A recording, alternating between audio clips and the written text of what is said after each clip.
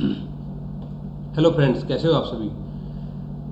उम्मीद करता हूँ आप बहुत बढ़िया होंगे। और दोस्तों, कल चेयरमैन साहब की तरफ से एक नोटिफिकेशन भी आपको मिल गया होगा कि आपका एग्ज़ाम जो अभी होने वाला था अगस्त के अंदर 2-4 दिन के बाद में, अब उसमें आपको एक काफ़ी समय मिल गया है। तो इस समय का आपने सदुपयोग करना है, अपने उसमें लेके आना है प्रैक्टिस में। तो रिवीजन का एक बहुत ही महत्वपूर्ण समय आपको ये आयोग की तरफ से मिल गया है, ठीक है। तो देखो, किसी भी चीज़ को आप दो अप्रोच के अंदर आप ले सकते हैं, या पॉजिटिव या आप नेगेटिव, है ना। तो भाई, नेगेटिव में लेके जाकर आपको कुछ भी फायदा नहीं होगा कि हमारी तैयारी बहुत अच्छी थी, एग्जाम अभी हो जाना चाहिए था, है ना, या फिर ये कारण था या वो कारण था। देखो, कुछ नहीं है, समय पर जो होगा वो अच्छा ही होगा। और आप शांत मन से, चित्त मन से बिल्कुल अपने तैयारी को आप करते रहिए लगातार। 1-1.5 महीने का समय और आपको यहाँ पे मिल गया है, और हम भी आपके साथ जुड़े रहेंगे तब तक, किसी न किसी माध्यम से, कोई ना कोई से लेक्चर, मतलब जो भी आपको। देखो, पहले आपने 2 लेक्चर यहाँ पे आपने देखे राजपूत काल से। अगर आपको वो अच्छे लगे हैं और आपको लग रहा है कि मेरा ये पॉइंट वीक है यहाँ पे, तो आप भी अपना कमेंट बॉक्स में मैसेज डाल दिया करें कि सर ये वाला, इस पॉइंट पर वीडियो बनाई जाए। तो हम 100% कोशिश करेंगे कि वहाँ पर वीडियो ज़रूर बनाई जाएगी। तो सबसे पहले तो स्टूडेंट्स, जो आप देख रहे हैं कि भाई यहाँ पर आपका जो राजपूत काल चल रहा है, तो पहले तो हम राजपूत काल को ही कंप्लीट करेंगे।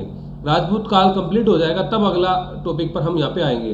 तो पहले के 2 वीडियो में हमने जो क्वेश्चंस जो यहाँ पे डिस्कस किए हैं, वो आपके राजपूत काल के त्रिपक्षीय संघर्ष, यानी कि गुर्जर प्रतिहार, राष्ट्रकूट वंश और पाल वंश से संबंधित मुझे नहीं लगता कुछ भी चीज़ आपकी वहाँ से छूटी होगी, और जो आपसे एग्जाम में पूछी जाती है। एक बात और बताऊँ आपको स्टूडेंट्स, आपकी 10 यूनिट है एग्जाम के अंदर।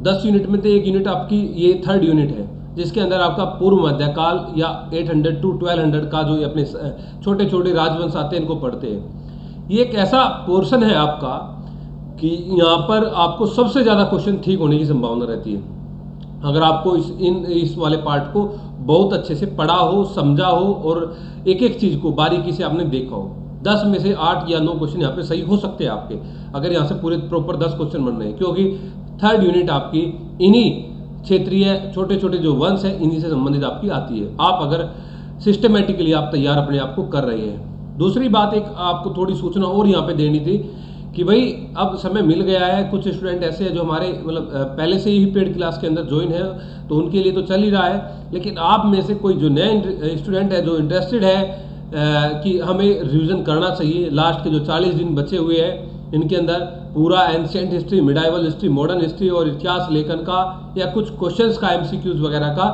तो 12 तारीख से हमारा बैच स्टार्ट हो रहा है। और 12 तारीख से आप स्टूडेंट्स ज्वाइन करिए बैच को, जो आपके लिए बहुत ही ज़्यादा फ्रूटफुल यहाँ पे रहने वाला है, निश्चित ही, मैं गारंटी के साथ बोल रहा हूँ, ठीक है। 40 दिन दीजिए ये आप मेहनत से। अगर आप अभी भी कोई कमी अभी भी रही हुई थी, तो आपको ये मौका मिला, तो इस 40 दिन के अंदर इस मौके को भुनाइए और अपने आप को यहाँ पर साबित करिए पेपर निकाल के, ठीक है भाई। तो 12 तारीख से अगर कोई भी स्टूडेंट ज्वाइन करना चाहता है तो कर लेना। चाहे अपना जो डिटेल आपको मेरा जो नंबर है उस पर मिल जाएगा, जो आपको स्क्रीन के ऊपर भी मिल जाएगा बाद में, 7031313142। अब बात करते हैं हम स्टूडेंट्स त्रिपक्षीय संघर्ष के बाद में। जब गुर्जर प्रतिहारों का पतन हुआ, तो गुर्जर प्रतिहारों के पतन के बाद में ऐसा नहीं है कि ये बिल्कुल छत विछत तो हो गया था, लेकिन इनके बाद में इनके जो साम्राज्य पर दूसरे जो सामंती जो राज्य थे, वो यहाँ पर अपने आए। तो सबसे पहले तो यही चीज़ माइंड में आती है, भाई कौन से राज्य थे ऐसे सामंती राज्य जो हमारे यहाँ पर, इनके बाद में हमारे यहाँ पे आप देखोगे जो हमारे यहाँ पे आते हैं, ठीक है। तो चलो शुरू करते हैं भाई इसको।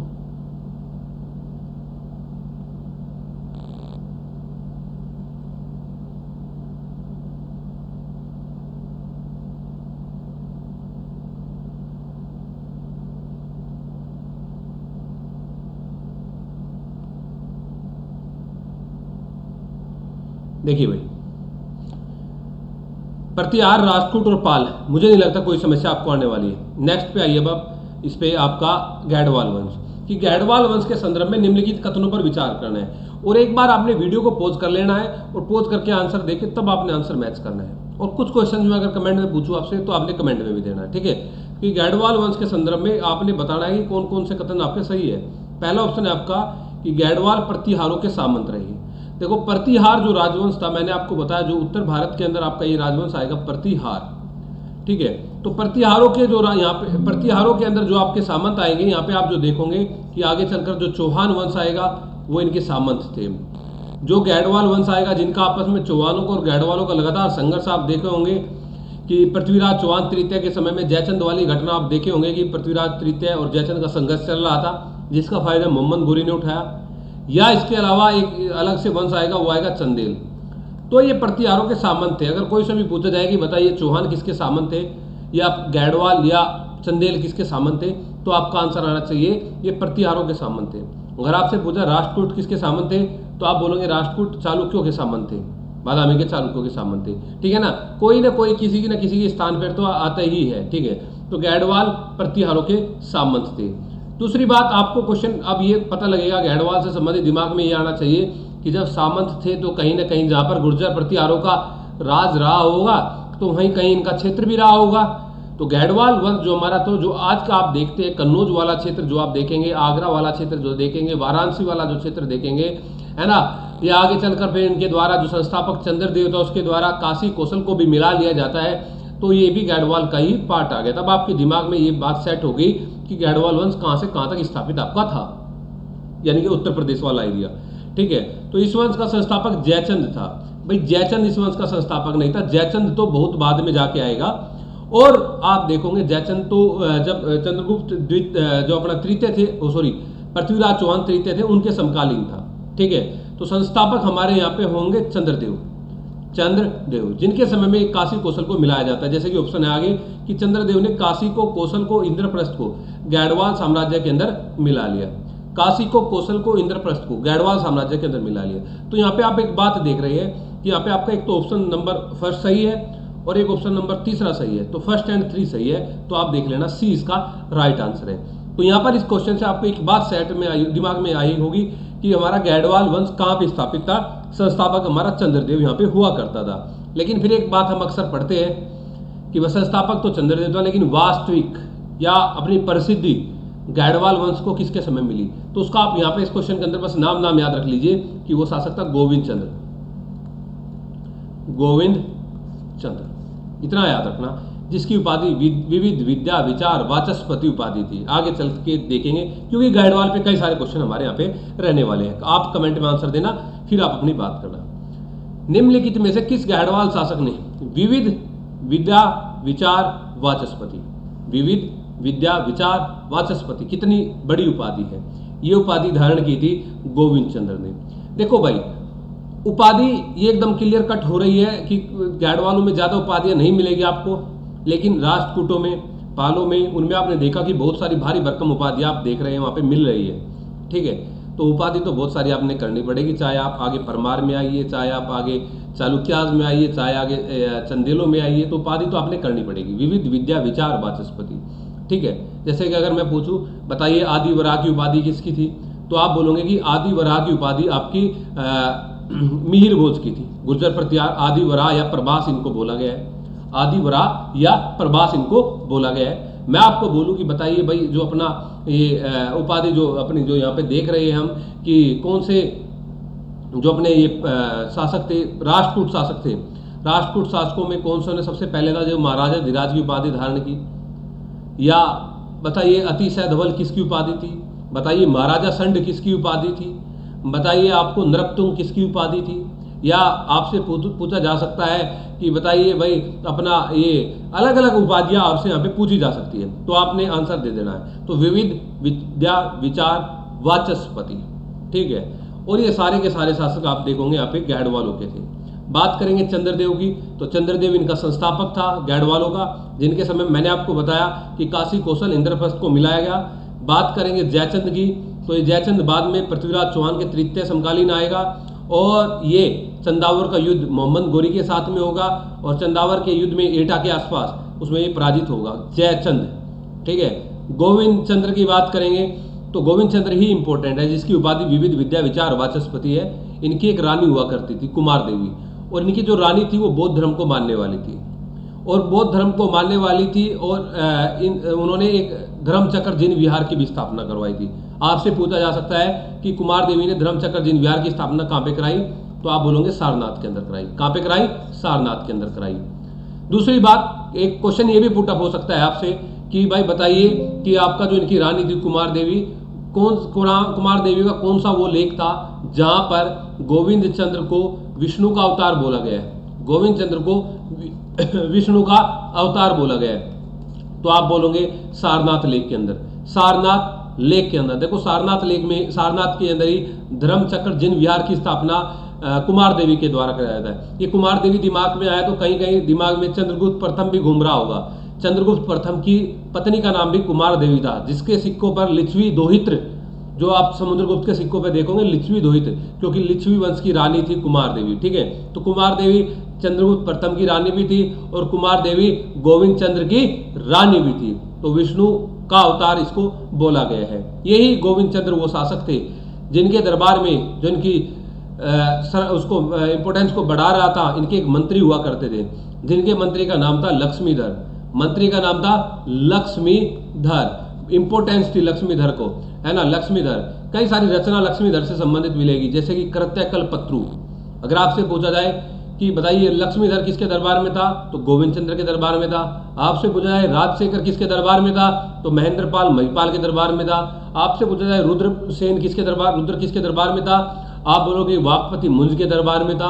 तो किसी न किसी शोभा तो यहाँ बढ़ाई होगी, है ना, मंत्री रह के या दरबारी रह के। या पूछूं मैं आपसे धनपाल किसके दरबार में था, या धोई किसके दरबार में था, या जयदेव किसके दरबार में था, चंद्रबरदाई किसके दरबार में था, या आपसे पूछूं कि भाई ये महावीराचार्य किसके दरबार में था, या आपसे पूछूं कि गुणभद्र किसके दरबार में था, या जिनसेन किसके दरबार में था, है ना। तो ये पता होना चाहिए स्टूडेंट्स, कोई कौन किसके दरबार में था। ओके, इसके बाद में गोविंद चंद्र से एक दो बात और आपको बताऊं तो आपको पता होना चाहिए, चोल देश से शाक्य रक्षित और वागेश्वर रक्षित को अपने यहाँ पे बुलाता है। ये प्रकांड विद्वान व्यक्ति था गोविंद चंद्र, ठीक है, और मंत्री लक्ष्मीधर इनके रहे थे।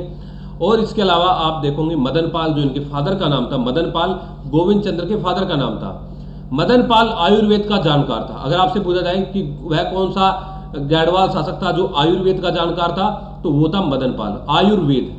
और आपसे पूछ रहा हूं क्वेश्चन कि आयुर्वेद पर सल्तनत काल में कौन से शासक के वजीर ने, क्वेश्चन ध्यान से सुनना, कौन से शासक के वजीर ने, शासक पूछ रहा हूं, वजीर का नाम नहीं पूछ रहा हूं, जो आयुर्वेद से संबंधित जानकार था और पुस्तक भी लिखी थी।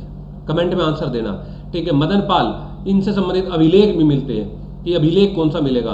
देखो ये अभिलेख आएंगे, राहन और बसई अभिलेख तो मदनपाल, ग्वालियर अभिलेख तो मिहिर भोज, मणि दिंदोरी अभिलेख तो अपना गोविंद तृतीय, या आपसे पूछा जाए संजन ताम्रपत्र तो अमोघ वर्ष, है ना। तो कुछ भी अभिलेख यहाँ पे आपको दिए गए, तो इन सभी अभिलेख को आपने करना है भाई। आगे आइए भाई, ठीक है। तो इसका आंसर आपका गोविंद चंद्र। नेक्स्ट पे आइए भाई कि पूर्व मध्यकालीन इतिहास में तुरुस्क दंड क्या था। देखो तुरुस्क दंड ये गोविंद चंद्र के समय में चलाया गया एक प्रकार का कर था। तुरुस्क दंड एक प्रकार का कर था। ये बहुत सारे कर आपने प्राचीन भारत में देखे, जैसे कि मौर्य काल में आप देखते हैं। सभी का आंसर दे सकते हो आप कमेंट में कि मौर्य काल में आपने देखे पर्णय क्या होता था, विष्टि क्या होता था, या बलि क्या होता था, या तर्दे क्या होता था, या यहाँ पे तर्दे के अलावा आपका यहाँ पे ये परहिनक क्या होता था, या विविध कर क्या होता था, है ना, या ये अपने सेनापति कर क्या होता था। ये बहुत सारे कर मौर्य काल में लगाए जाते हैं। इनको आप एक्सप्लेन भी कर सकते हैं अपने कमेंट में, ठीक है। तो जाना एक बार देखना। तो तुरुस्क दंड गैडवाल साम्राज्य के अंदर एक अपना कर हुआ करता था, ठीक है। नेक्स्ट पे आइए भाई, कृत्यकल्पत्रु और कल्पद्रुम नामक ग्रंथों की रचना किसके द्वारा की गई। ये रचना की गई थी लक्ष्मीधर के द्वारा। मैंने बताया कि लक्ष्मीधर गोविंद चंद्र का मंत्री हुआ करता था। कृत्यकल्पत्रु और कल्पद्रुम, ठीक है। वागेश्वर रक्षित को तो मैंने बताया कि गोविंद चंद्र के समय में ही बुलाया गया था। अगर बात करेंगे चंद्रबरदाई की, ये पृथ्वीराज रासो लिखेंगे। चंद्रबरदाई कौन थे, जो पृथ्वीराज रासो यानी कि जो पृथ्वीराज चौहान तृतीय थे उनके बारे में जानकारी देंगे चंद्रबरदाई। और तंवर तो अगर मैं आपको बताऊं, तंवर का जिक्र जैसे यहाँ पे आ गया है तो एक बात आएगी गैडवालों से संबंधित।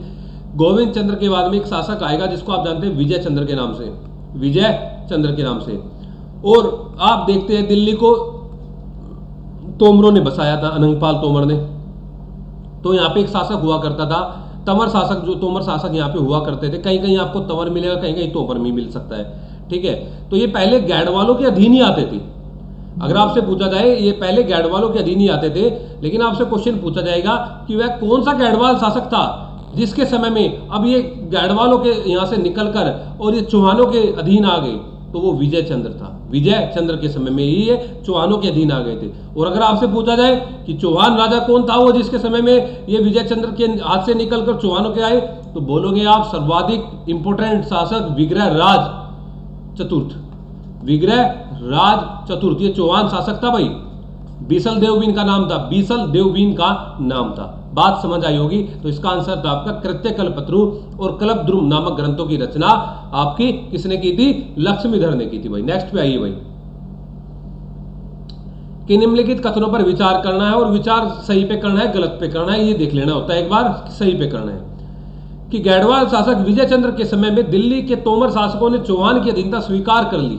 अभी अभी बताया चौहानों की, और चौहान पूछे तो विग्रहराज चतुर्थ, ठीक है ना। पहले किसके अधीन थे? गैडवाल, गैडवाल शासक विजय चंद्र।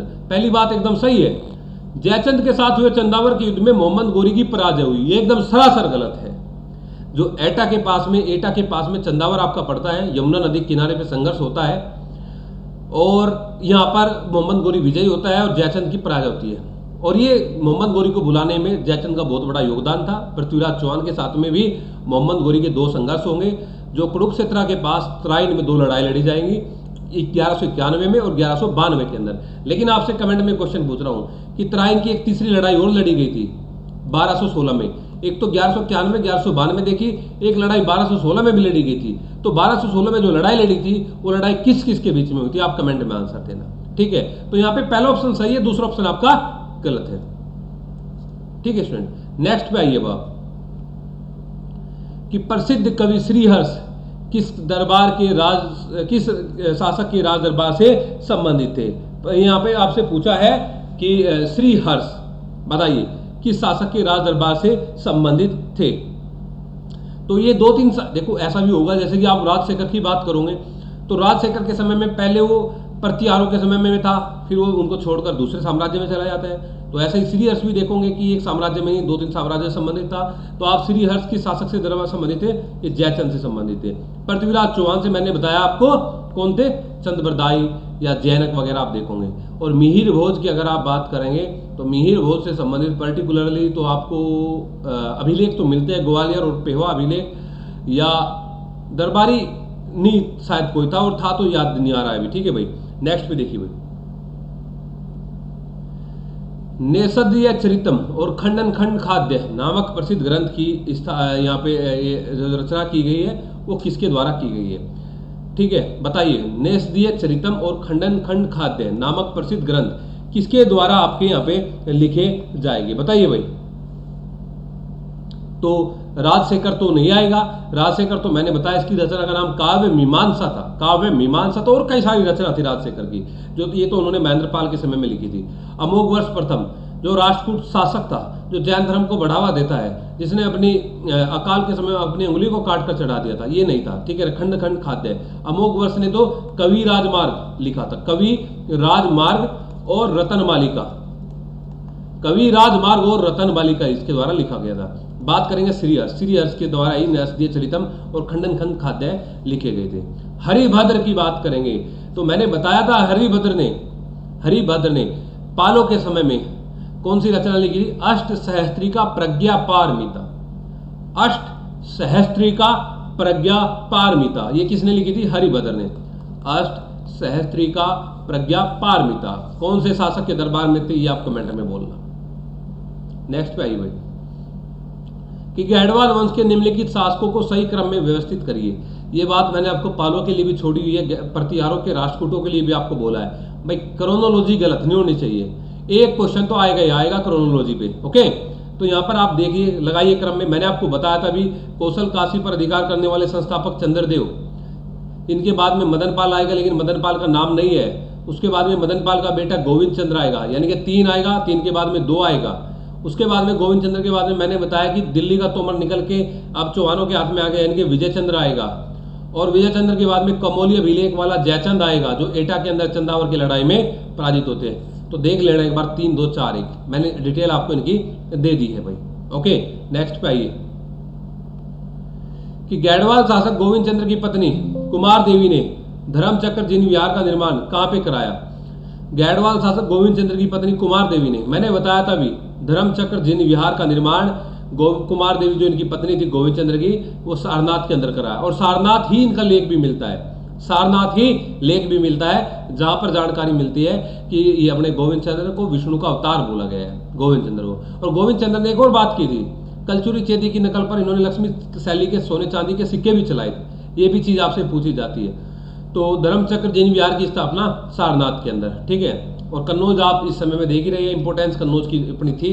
बदायूं, वेरी गुड, ठीक है भाई। नेक्स्ट आइए कि निम्नलिखित में से किस गैडवाल शासक ने उत्कल के बौद्ध भिक्षु शाक्य रक्षित और उनके शिष्य वागेश्वर रक्षित को जेतवन विहार संचालित हेतु बुलाया था? कोई ज्यादा डिटेल नहीं दूंगा, बोल दिया मैंने, गोविंद चंद्र। अब बात करते हैं, ये बात अभी तक आपकी गैडवालों की कंप्लीट, चौहान, प्रतिहार, पाल, राजपूत और गैडवाल चारों कंप्लीट हो गए भाई इन क्वेश्चंस के अंदर, 61 क्वेश्चन के अंदर। अब बात करते हैं चंदेलों की कि चंदेल वंश के संदर्भ में निम्नलिखित कथनों में से कौन सा कथन सत्य नहीं है?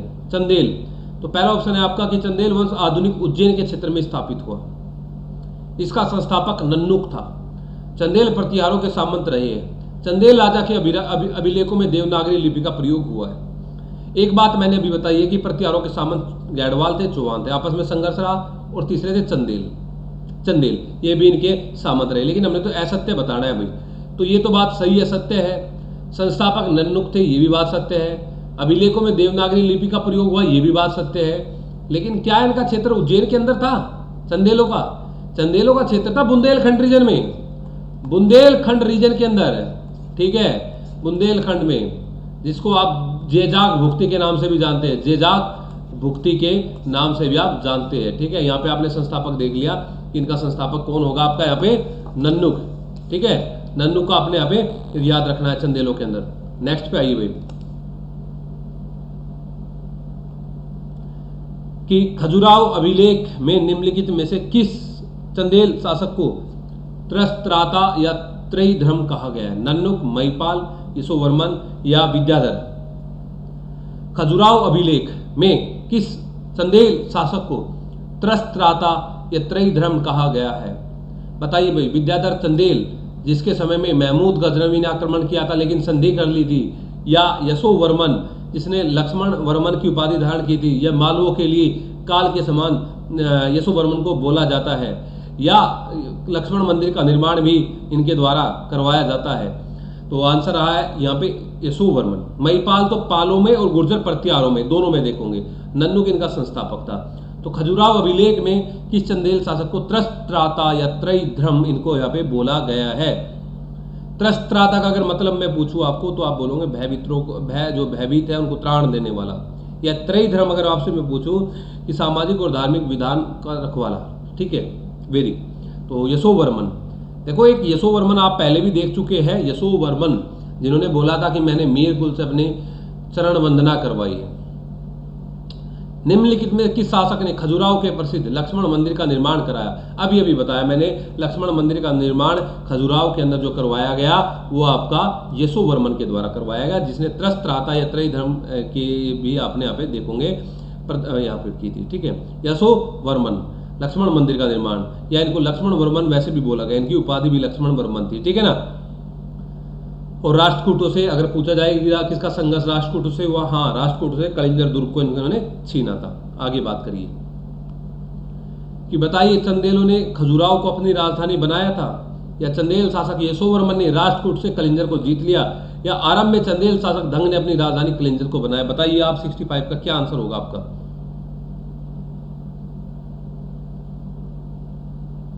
यहां पर बात जो की जा रही है धंग की भी आ रही है। धंग देख लेना है अपने, महाराजा धीराज धंग, महाराजा धीराज धंग इनको बोला गया है, महाराजा धीराज धंग। या इन्होंने एक उपाधि धारण की थी कलिंजर धीपति, कलिंजर धीपति की उपाधि भी इन्होंने धारण की थी, ठीक है। तो देखो कलिंजर को बनाया, ये बात भी सही है, इन्होंने शुरुआत में राजधानी कलिंजर को बनाया, लेकिन बाद में इन्होंने खजुराहो को भी अपनी राजधानी बनाया था। तो ये बात तो सही है, कलिंजर और राजधानी।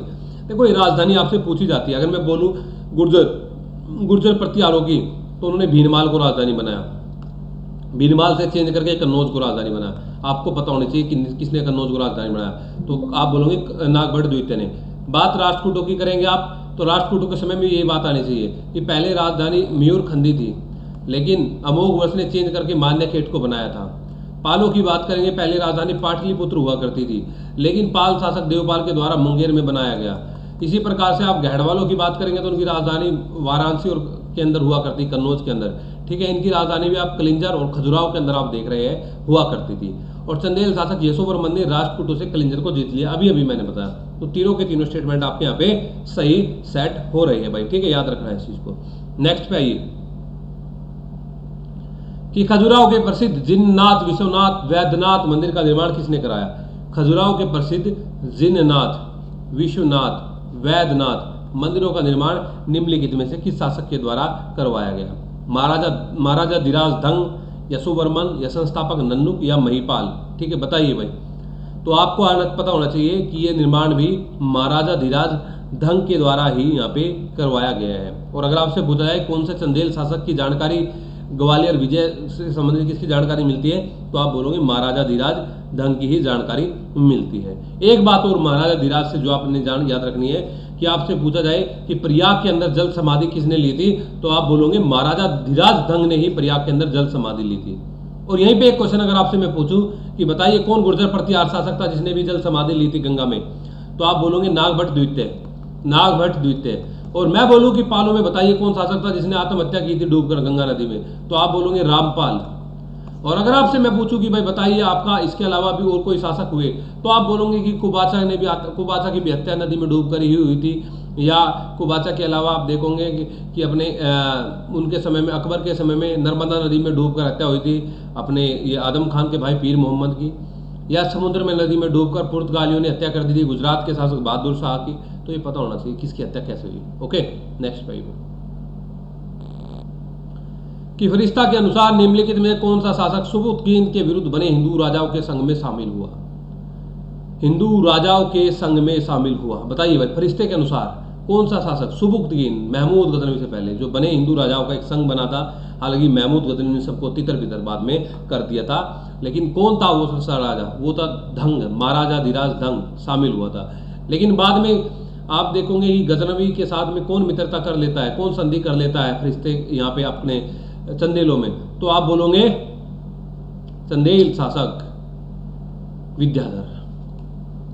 और ये विद्याधर जब वो गुर्जर प्रतिहार शासक जयपाल पर आक्रमण करता है, वो जयपाल यहीं चंदेलों के पास आता है, तो विद्याधर जयपाल की हत्या कर देता है। इसको भी आपने पता होना चाहिए। और परमर्दी देव की अगर बात करूं मैं यहीं पे, तो परमर्दी देव जो अपने थे, ये कुतुबुद्दीन ऐबक ने भी इनको पराजित किया था। परमर्दी देव, ठीक है, ये अंतिम थे और दक्षिणाधिपति की उपाधि में इन्होंने धारण की थी। अगर आपसे पूछा जाए कि चंदेलों में अंतिम महत्वपूर्ण शासक कौन था, तो आप बोलोगे परमर्दी देव, दक्षिणाधिपति की उपाधि में इन्होंने धारण की थी भाई। नेक्स्ट पे आइए भाई कि महमूद गजनवी ने विद्याधर के समय चंदेलों पर आक्रमण किया।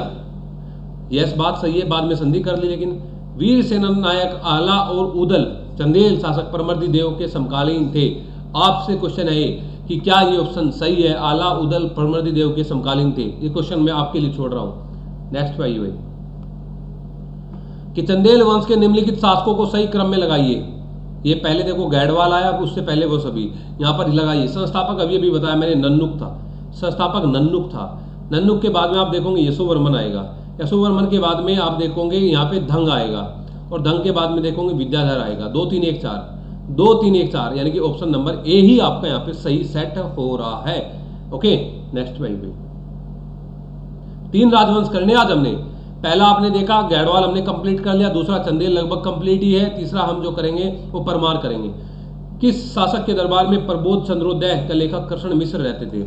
किस शासक के दरबार में प्रबोध चंद्रोदय के लेखक कृष्ण मिश्र रहते थे, तो आप बोलोगे कि विद्याधर के समय में नहीं, मीरभोज के समय में नहीं, कीर्ति वर्मन के समय में रहते थे। किसके समय में, प्रबोध चंद्रोदय कीर्ति वर्मन के समय में। नेक्स्ट, अब देखिए अभिलेखों से संबंधित कि भाई बताइए हसल अभिलेख किससे संबंधित था, उज्जैन अभिलेख किससे संबंधित था। अभी या ये तीसरा यहाँ पे कट गया है कि क्या क्वेश्चन आना था, लक्ष्मण वर्मन, लक्ष्मण वर्मन जो अपना, ठीक है। तो आप एक बार असल अभिलेख और ये बताइए आप कि ये बांसवाड़ा अभिलेख है, लक्ष्मण वाला है ये बांसवाड़ा। आप बताइए कि इसका क्या आंसर होगा। देखो हासल अभिलेख सियक द्वितीय, हासल अभिलेख सियक द्वितीय, ये आप देखोगे कि ये सियक द्वितीय कौन आ गया भाई, आप बोलोगे परमार शासक था, परमार शासक था। इसी के उत्तराधिकारी आप देखोगे वाकपति मुंज और सिंधुराज, इसी के उत्तराधिकारी होंगे। पहले मुंज शासन करेगा फिर सिंधुराज शासन करेगा। हासल अभिलेख मिलेगा भाई। उज्जैन अभिलेख वाकपति मुंज सही है, लेकिन बांसवाड़ा अभिलेख लक्ष्मण वर्मन ये गलत है। बांसवाड़ा अभिलेख लक्ष्मण वर्मन ये गलत है। बांसवाड़ा अभिलेख से संबंधित कौन थे, आपके वाकपति मुंज ही बांसवाड़ा अभिलेख से संबंधित आपके सही है, बांसवाड़ा। और एक है बांसखेड़ा, देखो इसमें भी कंफ्यूज नहीं होना आपने, ये है बांसवाड़ा, ये बांसवाड़ा यानी कि राजस्थान वाला, और एक है बांसखेड़ा, ये बांसखेड़ा है आपका भाई ये जो बरेली शाहजहांपुर के अंदर हर्षवर्धन के समय से, हर्षवर्धन के समय से संबंधित। नेक्स्ट पे आइए कि निम्नलिखित में से किन ग्रंथों से परमार वंश के विषय में जानकारी मिलती है। परमार वंश ये आप देख रहे हैं मालवा के परमार, ठीक है। प्रबंध चिंतामणि अभी बताया, सम्रांगण सूत्रधार, युक्ति कल्पतरु ये भोज की रचना है भाई, भोज की युक्ति कल्पतरु, नावों के उल्लेख की जानकारी मिलेगी। नव शशांक चरित्र ये सिंधुराज के समय में लिखी जाएगी। नव शशांक इनका टाइटल भी था सिंधुराज का, नव शशांक सिंधुराज का टाइटल भी आप देखोगे कि सिंधुराज का टाइटल नव शशांक भी था। और कई सारे भी थे, जैसे कि आप देखोगे सिंधुराज के टाइटल की कि कुमार नारायण, कुमार नारायण, नव शशांक या अवंतीश्वर, अवंतीश्वर या मालवराज, ये सभी टाइटल थे सिंधुराज के, याद रख लेने भाई। तो चारों के चारों सही है, चारों से जानकारी मिलेगी भाई।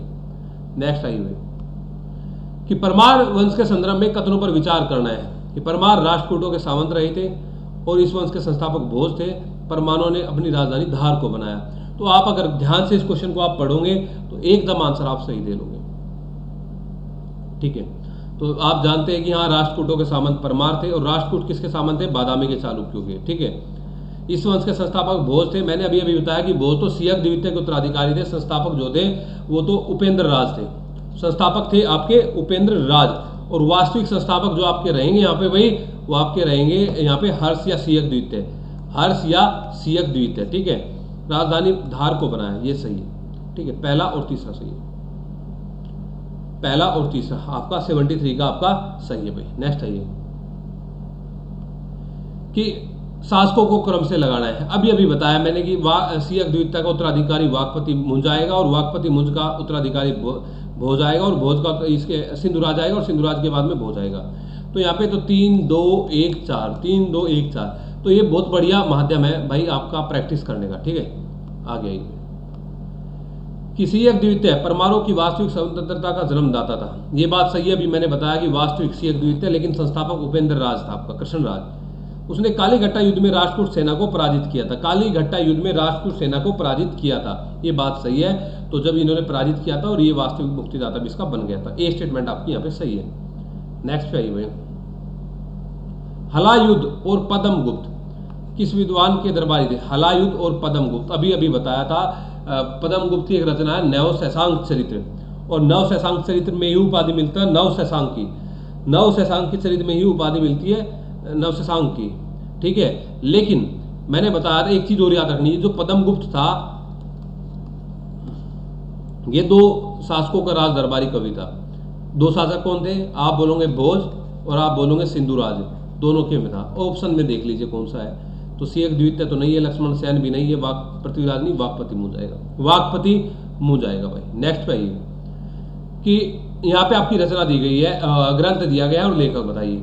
प्रबंध चिंतामणि, नव शशांक चरित्र या सम्रांगण सूत्रधार। बताइए भाई कौन कौन से ऑप्शन सही हो सकते हैं, आप अपना देख के इसके आंसर दीजिए भाई कि कौन सा सही हो सकता है। सम्रांगण सूत्रधार भाई राजा भोज एकदम सही है, भोज बहुत सारी रचनाएं लिखेगा। नव शशांक चरित्र पद्मगुप्त। बताइए पद्म चिंतामणि, पद्म चिंतामणि किसकी रचना है, आप बोलिए। प्रबंध चिंतामणि, प्रबंध चिंतामणि किसकी रचना है, राजशेखर की नहीं है जो गुर्जर प्रतिहारों के दरबार में थे। प्रबंध चिंतामणि जो रचना है मेरुतुंग, मेरुतुंग की रचना है भाई, ठीक है। आइए भाई नेक्स्ट कुमार नारायण और नव शशांक उपाधि धारण की सिंधुराज ने, अभी बताया, मालवराज, कुमार नारायण, नव शशांक, अवंतीश्वर। यह परमार वंश के संदर्भ में कौन सा कथन असत्य है?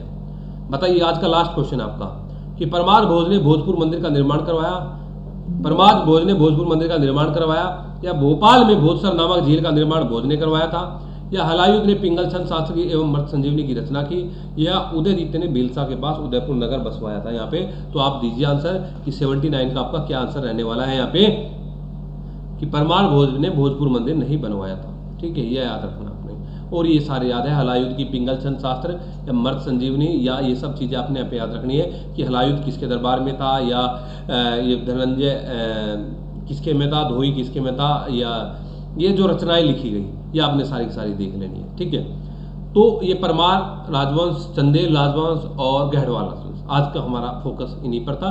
बताइए आपका कि ये सेशन आपने कैसा लगा, और बढ़िया लगा तो बढ़िया से कमेंट कीजिए और अपने दोस्तों को शेयर करिए। और दूसरी बात वही रिपीट, अगर किसी ने रिवीजन क्लास को ज्वाइन करना है तो ज्वाइन कर सकते हैं स्टूडेंट। ठीक है, मिलते हैं नेक्स्ट वीडियो में कुछ नए राजवंशों के क्वेश्चंस को लेकर। तब तक के लिए जय हिंद, शुक्रिया।